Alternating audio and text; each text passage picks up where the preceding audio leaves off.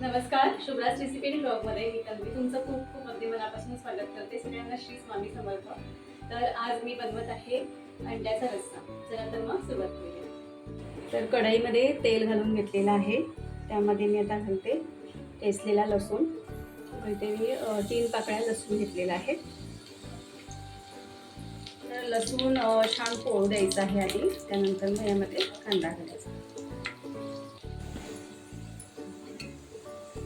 लसूण पोळलेला आहे. यामध्ये थोडंसं हिंग आणि आता मी यामध्ये एक कांदा बारीक चिरून घालणार आहे.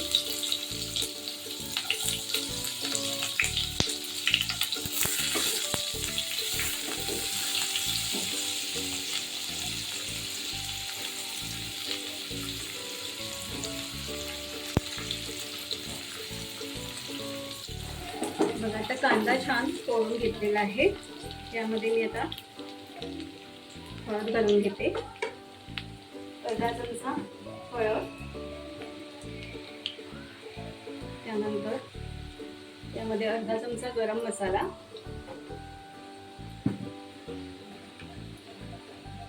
आणि यामध्ये लाल तिखट घालते, घरगुती मसाला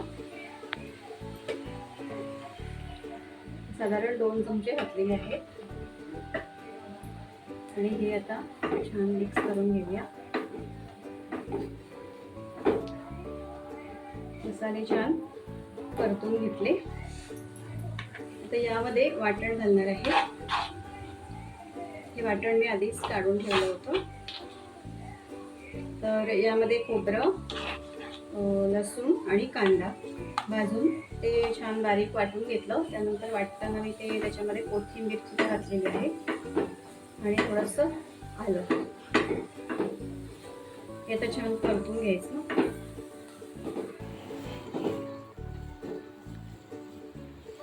हे बघा खोबरं घालून छान परतून घेतलेलं आहे. यामध्ये आता पाणी घालायचं आहे.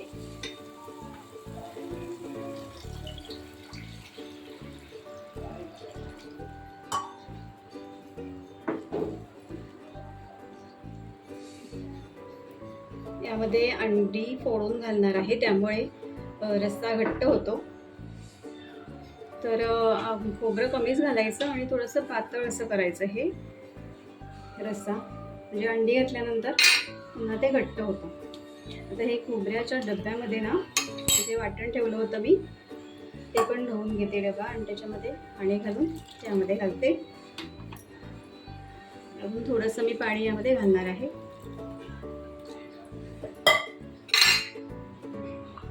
आता हे जरी पातळ दिसत असलं तरी यामध्ये अंडी घातल्यानंतर ते घट्ट होणार आहे. रश्श्याला छान उकळी येते तोपर्यंत अंडी धुवून घेते.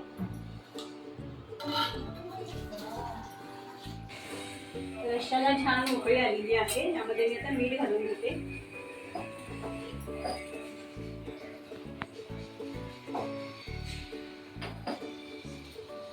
चवीप्रमाणे यामध्ये मीठ घातलेलं आहे.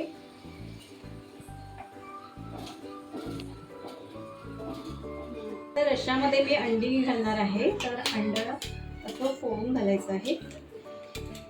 तर एक एक अंड फोडून यामध्ये घालते.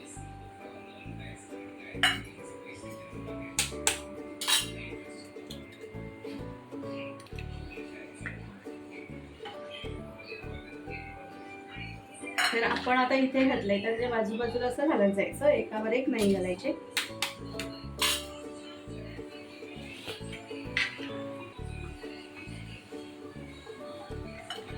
तर या रश्श्यामध्ये मी 6 अंडी घालत आहे.